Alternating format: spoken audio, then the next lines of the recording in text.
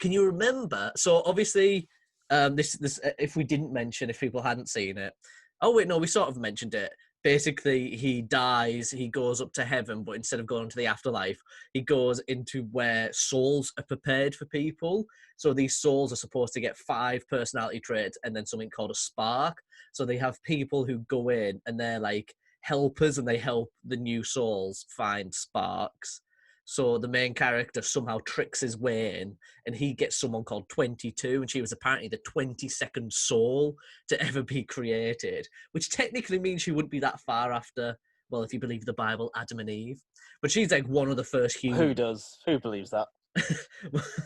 So, like, supposedly... Let's not get carried away, is that? Supposedly... Our audience isn't that stupid. I don't want to be alienating anyone. We don't know who listens to this. So supposedly our character, he saw like 10 billion or something. So she's like 22. And one of the things, one of the hang-ups I have with this film is, I'm upset if she goes to Earth and doesn't have any of the memories, which I think she doesn't.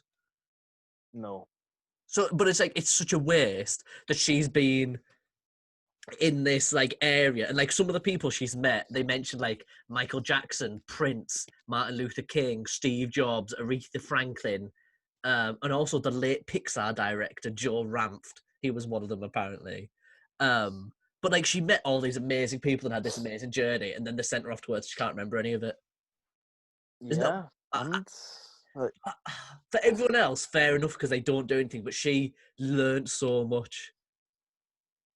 It's like that hippie knows 22, like Paul knows 22 and they'll never find her.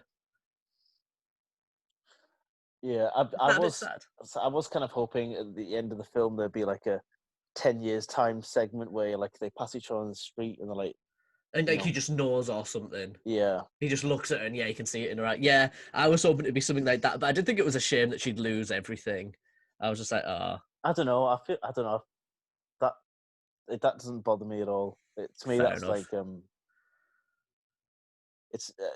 I'd like I just see it as when she is on Earth, she'll have like the soul that she built up over the last 1,000 years. True, she'll probably be the next. She must be like someone big. Not even that. I just think that she would like. It would still shape her in her Earth life. Oh, that's true. That's quite a cute sentiment. That's very nice. It's quite deep for you, Barney. The only other issue I had with the only other issue I had with the film, Barney. Did you have any not issues? Did you have any comments about the film? Not really. I went into it with pretty low expectations because a lot of times Pixar comes out with a film and everyone, because I heard a few people going about how good it was. My Twitter was absolutely full. Yeah, everyone was like, "You need to watch this." A lot of times when that happens, it's just a bog standard Pixar film that everyone's got hyped up for. So yeah, I was actually going to do, instead of 2020, I was going to do a tier list of Pixar films. So I'm glad that I picked 2020 because I don't think that tier list would have gone very well. But so I had 2 goofs. One of them was at the end, the cat who we stole the body off. Yeah, runs up to the owner. Yeah, that's a soulless cat. And as much as I believe that all cats are soulless, I think that was the joke. All right.